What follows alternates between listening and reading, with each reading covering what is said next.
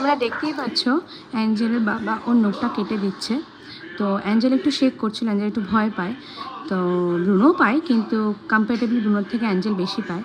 তো অ্যাঞ্জেল যেহেতু নখ কাটাতে ভয় পাচ্ছে বলে ব্রুনো এসে ওকে কমফোর্ট দিচ্ছে যে ভয় পাস না দিদি, আমিও কিছুক্ষণ আগেই নখটা কেটে উঠেছি।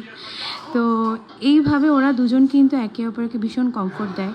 আমি ধরো কোনো সময় বোকা দিলাম, কোনো সময় একটু পিটুনি দিলাম, যাকেই দেবো পরের জন এসে কিন্তু আমাকে একটু বেশ ধমক দেয়, আর প্লাস আরেকজনকে গিয়ে একটু আদর টাদর করে, বোঝায় যে আমরা আছি একসাথে।